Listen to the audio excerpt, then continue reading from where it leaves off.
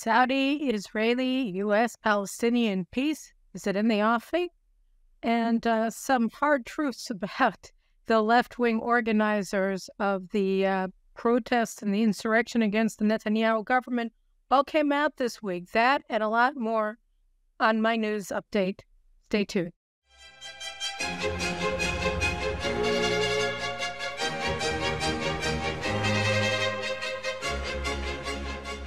So the news in Israel and somewhat in the United States has been pretty dominated by another Thomas Friedman deluxe. The New York Times columnist now has presented this idea that the Biden administration and President Biden himself has decided that what has to happen now is that the United States has to mobilize Saudi Arabia on behalf of the PLO.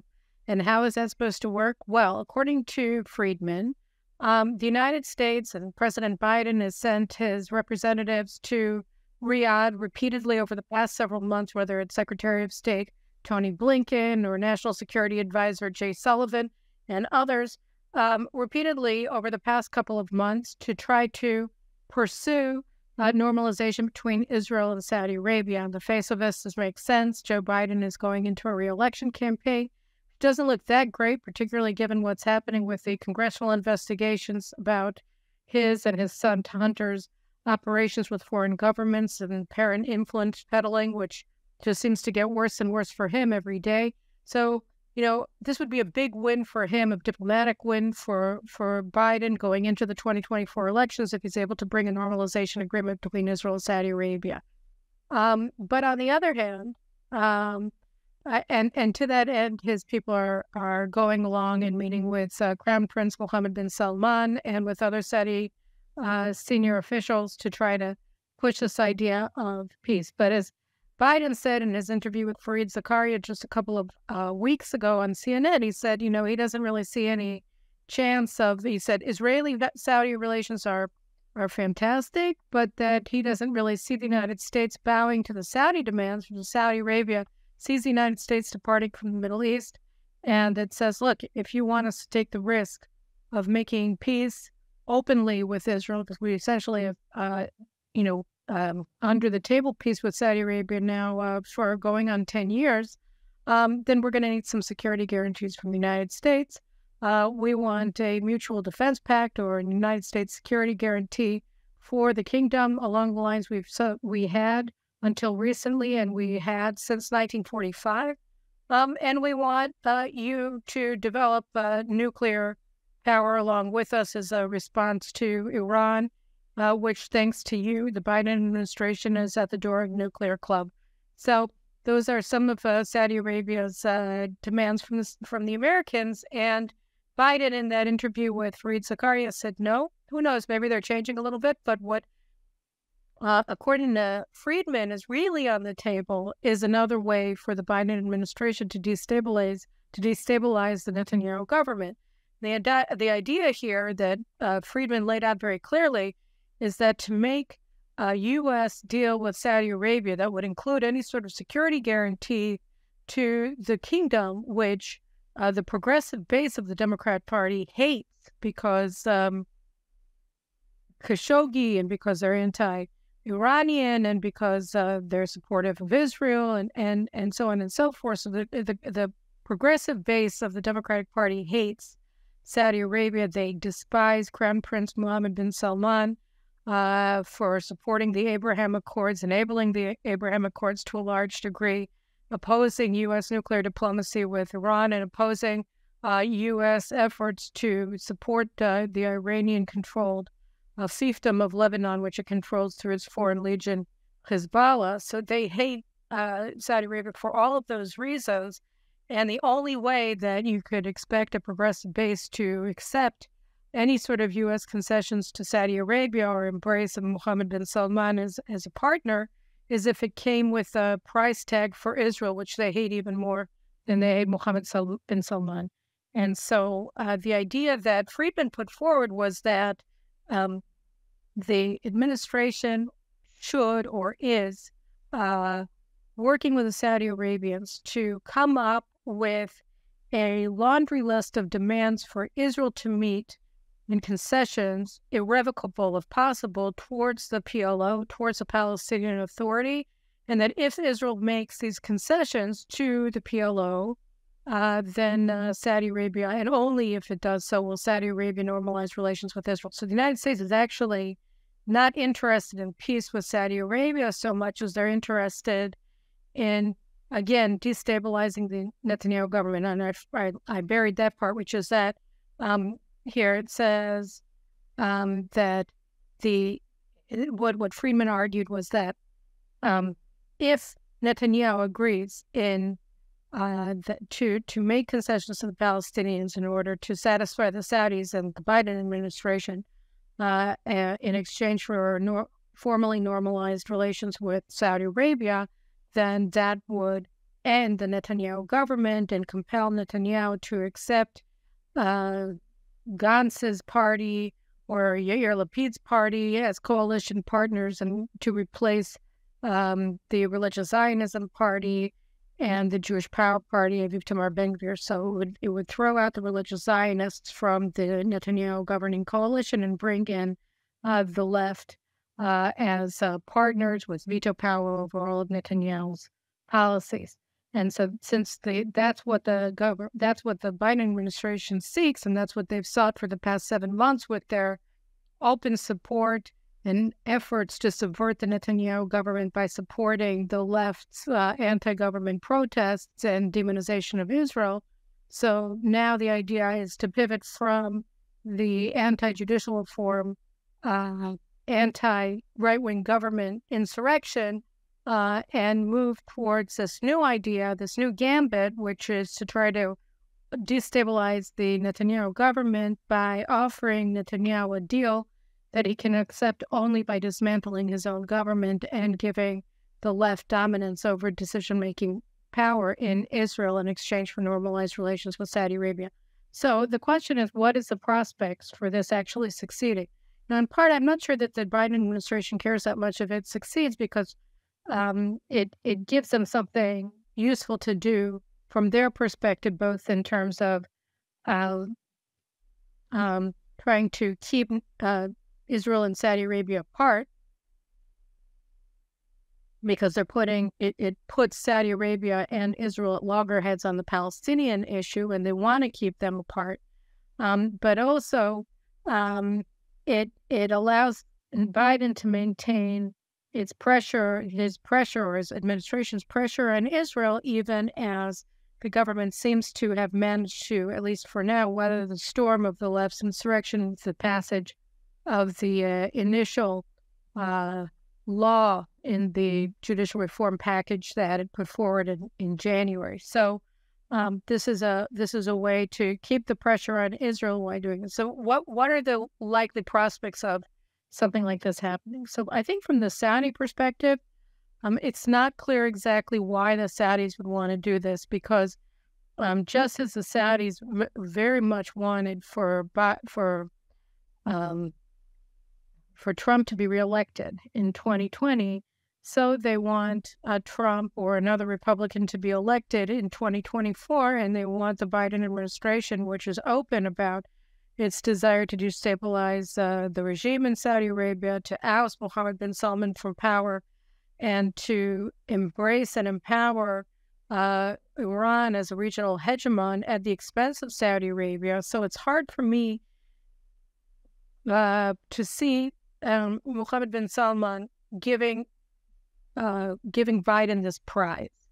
So I think that's one aspect of it that's important. Would the Saudis abandon Israel? Sure, I think that's possible. I mean, they're looking now at Israel and wondering how stable an ally Israel can be when its internal situation is so chaotic, and the army seems to be continuing its own rebellion against the Netanyahu government. So that casts a pall on Israel's capacity to take concerted action against Iran, which is the main ace in the hole that Israel had for Saudi Arabia.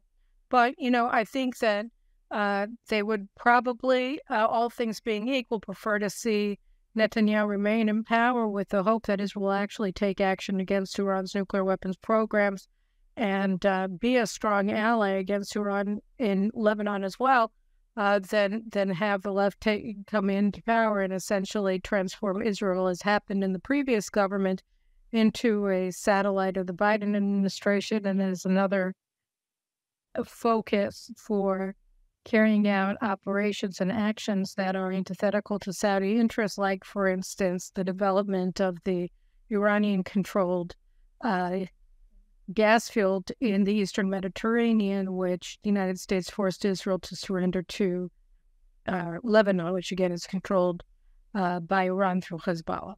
So I think, those kinds of things would probably convince Mohammed bin Salman not to agree to that American deal, but, we'll have to see. And insofar as Israel is concerned, I mean, I guess it's possible that Netanyahu would want this deal. He's made no effort to hide. In fact, he's made it very obvious and open. He's been open about his keenness to reach a deal with Saudi Arabia. In many ways, it would revolutionize the Middle East. And this is also an aspect that I think it bears mentioning, which is that, Netanyahu, in his statement on Sunday, he was talking about the government's plan to build a fast railroad that will connect Eilat to Kiryat Shmona in the north, and that he said that it would decrease rail traffic to the center of the country from all points in the country to under 2 hours, and in most cases under 1 hour. But the most important aspect of the fast rail that he wants to build is the cargo rail that will transport shipments from the Red Sea to the Mediterranean Sea to the ports of Ashdod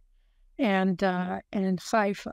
And that's extremely important. And what's most important about the rail lines is that we have the project that's been in the works for a while to connect Israel to the Persian Gulf by rail, so that it would go from Saudi Arabia through the UAE, or the UAE, Saudi Arabia, Jordan, Israel. And that particular infrastructure project on its own basically changes the whole game economically, not only for Israel and the Arabs, but for China and India, which both operate ports, along with the UAE, Dubai Ports World in Haifa, and also for Europe.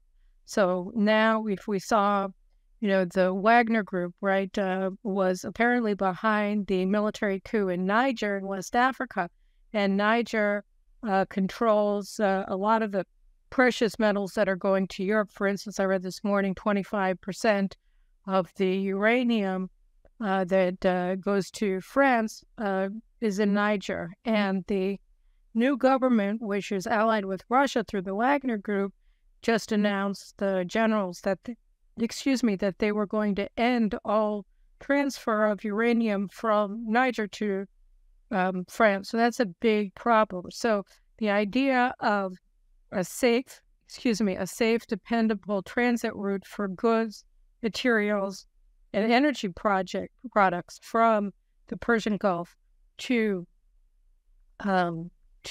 Europe through Israel is something that I think the rationale behind it is impossible for anybody to ignore. The interests that all of the parties, not only, again, in the Middle East, but in Asia and in Europe, have seeing this trade route developed is so enormous that without a formalized normalization agreement between Israel and Saudi Arabia, the means can be worked out to enable this project to go forward, because it's just too important to everybody concerned to make it hostage to, an American deal. And by the way, the minute that Israel and Saudi Arabia have informally normalized or formally normalized relations, then to a degree, a lot of the Biden administration's leverage power against both of them evaporates. So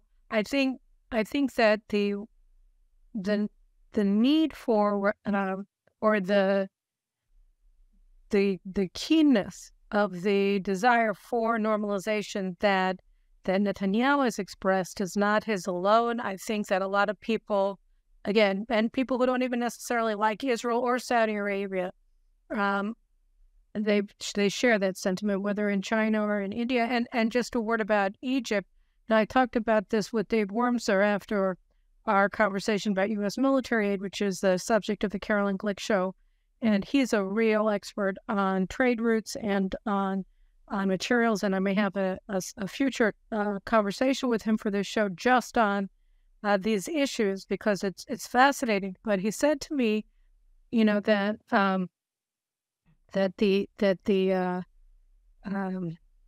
the idea that Israel and Saudi Arabia need the United States to be the, to give the imprimatur, to be mediators between them in an age when people are dealing with a scarcity of energy products and of goods, is just, it's no longer true. And the Biden administration's thought that they can come in and dictate an outcome that is not necessarily in the interest of Saudi Arabia, or certainly not in the interest of Israel, is really sort of a throwback from the 1990s. And I think that it's very important to point out again that, that Israel has a very powerful economy, despite the left's efforts to knock it down a notch or two. They haven't been successful at all. But we'll have to see. And then I'll just say that Friedman wrote in his article, which I found amusing. It said that if the Biden team made a deal without a significant Palestinian component, it would simultaneously strike a death blow to the Israeli democracy movement by giving Netanyahu a prize for free after he just did something so anti-democratic, and to the two-state solution, the cornerstone of U.S. Middle East policy. So, yeah, again, so that's where it is. And that brings us really to the democracy movement, which is really the movement of privilege and prestige of leftists who, control so many levers of the Israeli economy and our military and media, and I don't know what else. Anyway, so maybe because the Biden administration is signaling impatience or increased or decreased interest in the democracy protesters who want to, overthrow the democratically elected government.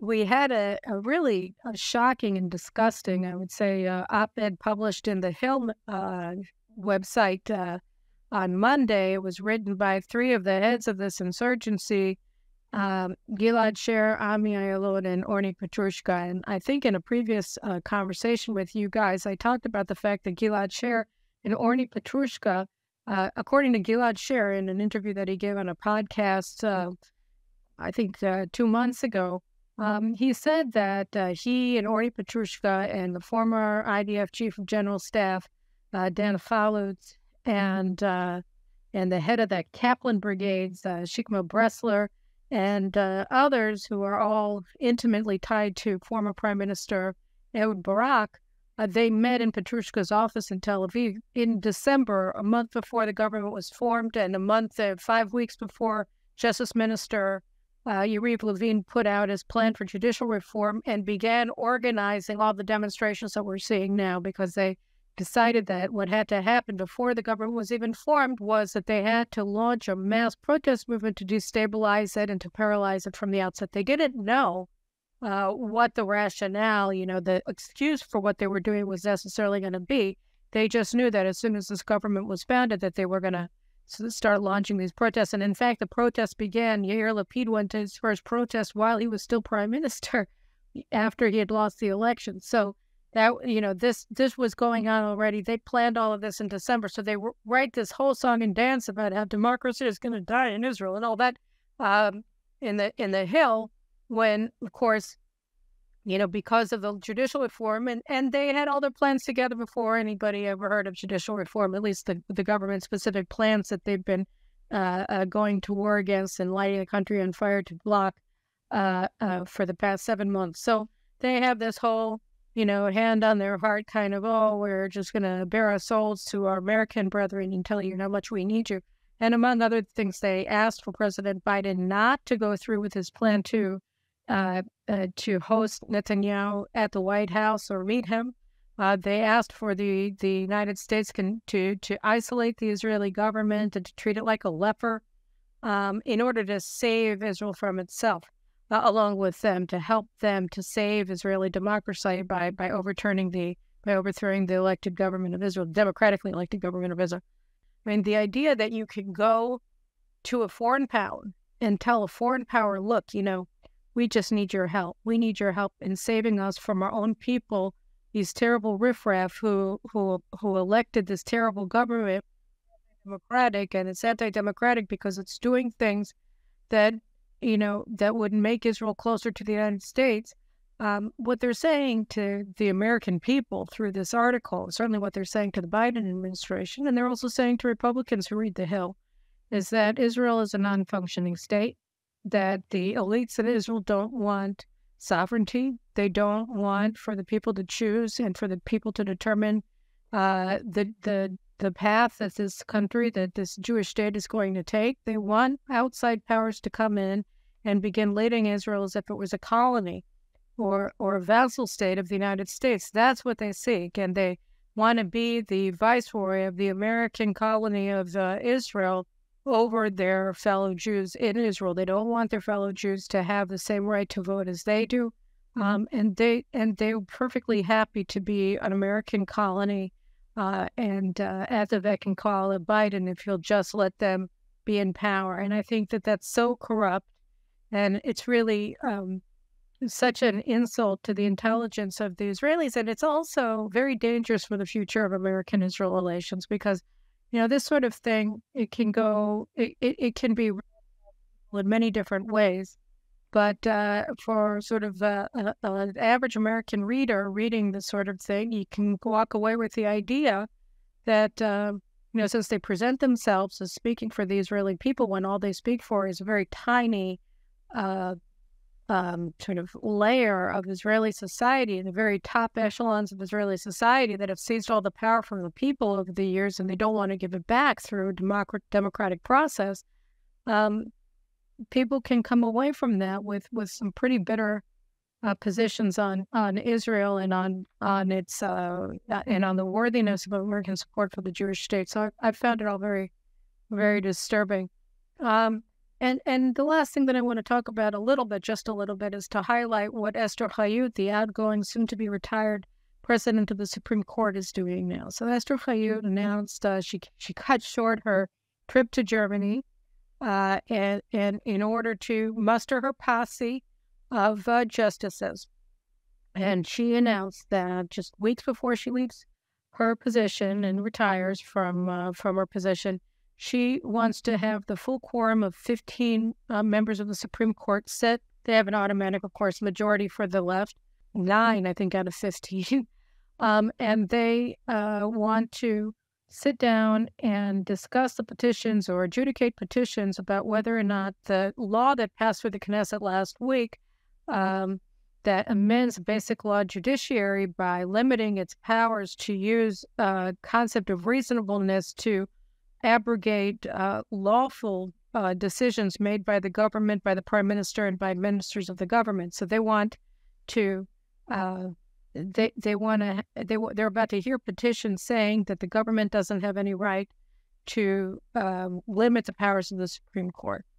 Now, there are a couple of interesting aspects of this. First of all, is the conflict of interest just screams to the skies, because what the justices are saying is you don't have any right to adjudicate our powers. And that's the whole point of the judicial reform, which is that we now have an imperialist judiciary that doesn't accept any limits on its powers. And so they're coming to the ostensible sovereign of the state of Israel, which is the Knesset and the parliamentary democracy. And they're saying that actually we're the sovereign, and you don't have the right as a sovereign, because you're not a sovereign, to limit our powers. So that's one aspect of it. The other aspect of it is that the law that was amended is what's called a basic law, and it was the Supreme Court itself, under the leader, the spearheader of the imperialist judicial revolution, Ehud Barak, who determined by fiat, just declared that the basic laws of Israel, which sort of give the underpinning of the regime of parliamentary democracy, with three separate branches of government, the executive, the Knesset, the parliament, and the judiciary, that he said that these were quasi-constitutional laws. They were the basic laws, and therefore they had a special status above the normal laws that were passed by the Knesset. So they're sort of like the foundations of the law of the rule of law in Israel. So it behooves, and the Knesset passes them, right?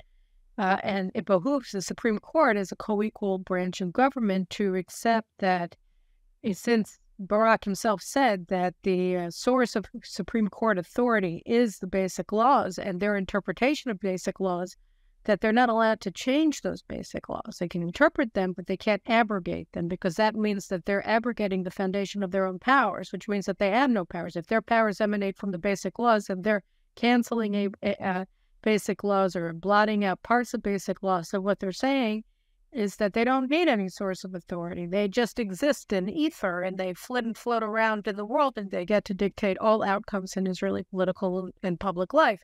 And so this is just hallucinatory. I mean, it's very difficult, if not impossible, for you even to imagine a conversation about such things from in America or in Europe, for that matter. But here it's happening in Israel, and of course, like of the media and of the left, etc., the hordes on the streets of Israel blocking traffic in the name of democracy, and calling for international intervention. So. Well, very importantly, Prime Minister Netanyahu, in a spate of interviews that he gave to the American media in recent days, has repeatedly refused to say whether he would abide by such a judgment from the court. I mean, what the Likud and what Netanyahu said very clearly is, look, there are two bases for the rule of law in Israel. One is the Knesset, which passes laws, and the other is the Supreme Court, which interprets them, and they're supposed to be independent, and they both are equally empowered. But if the Supreme Court is now saying that the Knesset has no such power, then they're destroying Israel's democracy, and that can't be allowed to stand, which is, of course, true. But that's what Esther Hayut wants to do in her final judgment as a Supreme Court president. And so everybody's looking at this and saying we're about to go into a constitutional crisis. I mean, my argument to that is we've been in a constitutional crisis since at least since the beginning of this government. But really, I would argue over the past 30 years since Ehud Barak began seizing the powers of the government and the Knesset and absconding with those powers with no legal basis and bringing the Supreme Court into the state prosecution and the Attorney General. So I think, we've been at it for a while, and it's coming to a head.